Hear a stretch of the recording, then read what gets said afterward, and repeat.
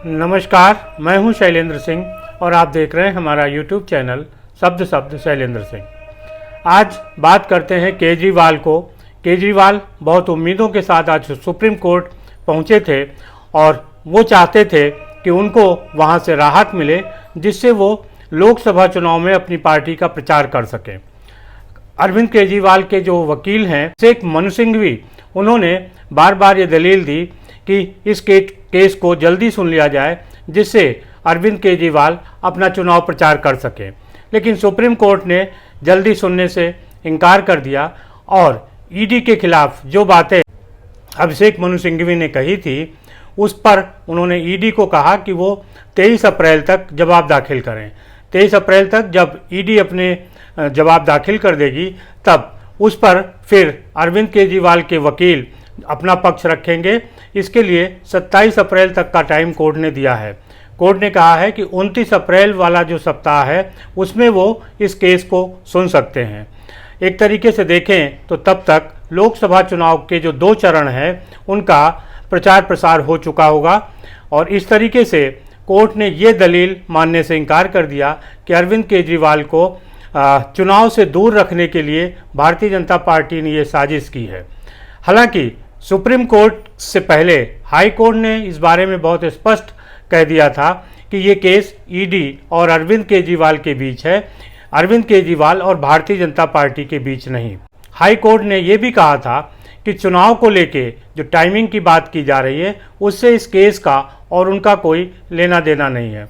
बावजूद इसके अरविंद केजरीवाल के जो वकील अभिषेक मनु सिंघवी हैं, वो बार बार ये बात कहते रहे कि भारतीय जनता पार्टी अरविंद केजरीवाल को चुनाव प्रचार से दूर रखने के लिए इस तरीके का षड्यंत्र करके ईडी और सीबीआई का इस्तेमाल करके जेल भेजा है। बहरहाल जो भी हो, लेकिन आज सुप्रीम कोर्ट ने भी अरविंद केजरीवाल को राहत नहीं दी है। अब इससे 2-3 बिंदु सामने आते हैं कि एक तो 21 मार्च को जब अरविंद केजरीवाल को हिरासत में लिया गया और तब से 29 अप्रैल तक, अब ये समय तो निश्चित हो गया है कि तब तक वो जेल में रहेंगे, यानी करीब करीब 1.5 महीने का समय अरविंद केजरीवाल को जेल में रहना पड़ रहा है।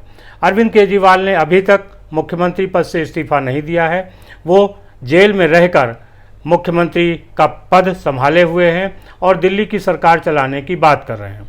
असल में इसके पीछे अरविंद केजरीवाल का एक और दिमाग है। वो ये चाहते हैं कि केंद्र सरकार, दिल्ली के गवर्नर, दिल्ली के लेफ्टिनेंट गवर्नर, वो उनकी सरकार को बर्खास्त कर दें, जिससे कि वो चुनाव में ये कह सके कि पहले भारतीय जनता पार्टी के इशारे पर ईडी और सीबीआई ने उनको जेल भेजा, फिर केंद्र सरकार के ही इशारे पर एलजी ने उनकी सरकार को बर्खास्त कर दिया। जब भारतीय जनता पार्टी उनसे चुनाव में नहीं जीत पा रही थी, तब उन्होंने इस तरीके का एक षड्यंत्र रचा। लेकिन भारतीय जनता पार्टी अब इस मसले को ठंडे करके देखना चाह रही है, क्योंकि उसे पता है कि अब कोई भी स्टेप अगर उठता है तो उसका एक गलत परिणाम भी हो सकता है। हालांकि जब अरविंद केजरीवाल अपने कार्य में आगे बढ़ेंगे तब तमाम रुकावटें आएंगी। सबसे बड़ी बात यह है कि जो एक चारित्रिक शुचिता की जो बात की जा रही थी वो टूटेगी और अब अरविंद केजरीवाल उसको मुद्दा नहीं बना पाएंगे, क्योंकि जेल में रहते वो खुद अपने लिए तमाम सुविधाएं चाहते हैं, जबकि अपने साथियों के लिए, चाहे वो मनीष सिसोदिया हों या सत्येंद्र जैन हों, उनके लिए उन्होंने ऐसी सुविधा नहीं दी। जेल में रहते वो अपने विभागों को नहीं चला पाए, उनको इस्तीफा देना पड़ा। संजय सिंह जब जमानत पे बाहर आए तो ये उम्मीद की जा रही थी कि अरविंद केजरीवाल को लेके संजय सिंह एक बड़ा मूवमेंट खड़ा कर सकते हैं, पार्टी स्तर पर आंदोलन चला सकते हैं और दिल्ली ही नहीं पूरे देश में आंदोलन चलेगा। आम आदमी पार्टी दिल्ली में भी सरकार में है और पंजाब में भी सरकार में है। ऐसे में ये भी नहीं है कि वो बहुत कोई कमज़ोर है। बावजूद इसके अरविंद केजरीवाल को लेके किसी तरीके का आंदोलन नहीं है, ना ही पार्टी में कोई तेज़ी दिखाई दे रही है कि उसके विरोध को लेके सड़कों पर उतरे। पहले कुछ समय तक आतिशी और सौरभ भारद्वाज के तमाम बयान आते रहते थे। फिर उसके बाद अरविंद केजरीवाल की पत्नी सुनीता केजरीवाल ने तमाम तरीके से अरविंद केजरीवाल की जेल में दिए संदेशों को पढ़ना शुरू किया, दिल्ली वालों तक पहुंचाना शुरू किया। लेकिन जब से संजय सिंह जमानत पर आए हैं तब से एक तरीके से पार्टी में अलग तरीके की खामोशी दिखाई दे रही है। संजय सिंह मीडिया में हैं, अभी वो उत्तर प्रदेश आए थे, अखिलेश यादव से मिले, यहाँ उन्होंने दर्शन किए, जो देवा शरीफ के दर्शन किए, लेकिन वो अरविंद केजरीवाल के लेके जो ये आंदोलन चलाना चाहिए था, क्योंकि वो आंदोलन से जन्मे हैं, उनकी पार्टी आंदोलन से जन्मी है, तो जिस तरीके का मिजाज इस पार्टी का है, उसका मुखिया जेल में है और पूरी पार्टी सन्नाटे में है, जिससे लग रहा है कि कहीं ना कहीं पूरी पार्टी में जो खामोशी है उसकी कुछ और वजह हैं। कई राज्यसभा के सदस्य ऐसे हैं आम आदमी पार्टी के जो चर्चा में नहीं हैं, जिन्होंने अरविंद केजरीवाल की गिरफ्तारी पर किसी भी तरीके की आवाज़ नहीं उठाई है।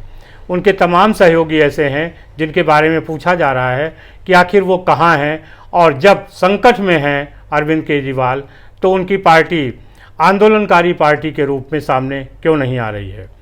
अब सवाल है कि आखिर क्या अरविंद केजरीवाल जेल से सरकार चलाएंगे या अपना कोई उत्तराधिकारी तय करेंगे। अभी जो माहौल दिख रहा है उसके अनुसार 29 अप्रैल तक अरविंद केजरीवाल किसी भी तरीके से अपना उत्तराधिकारी चुनने की हालत में नहीं है, ना वो चुनना चाहते हैं। वो सोचते हैं कि अगर दिल्ली के लेफ्टिनेंट गवर्नर हमारी सरकार बर्खास्त कर देते हैं तो एक अलग बात है। दूसरी तरफ अब जो केंद्र सरकार है और लेफ्टिनेंट गवर्नर वो भी थोड़ा सा धैर्य के साथ काम ले रहे हैं और निश्चित तौर पर 4 जून तक अभी अरविंद केजरीवाल की सरकार को बर्खास्त नहीं किया जा सकता।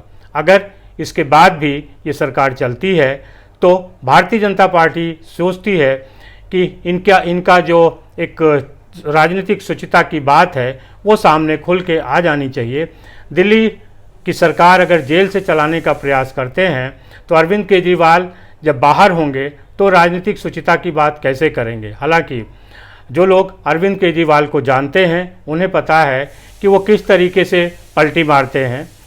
उन्होंने जब भ्रष्टाचार के खिलाफ आंदोलन चलाया तब कुछ कहा, जब खुद उनकी पार्टी भ्रष्टाचार में पकड़ी गई तो कुछ कर रहे हैं, और अब जब उनके सहयोगी पकड़े गए तो उनका निर्णय दूसरा था, जब अब वो खुद हिरासत में हैं तो उनका फैसला दूसरा है।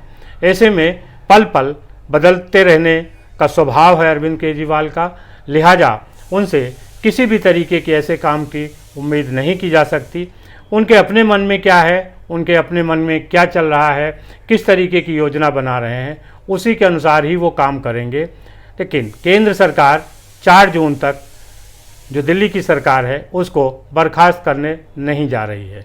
तब तक जो भी अरविंद केजरीवाल की योजनाएं हैं चल सकती हैं वो चल जाएं।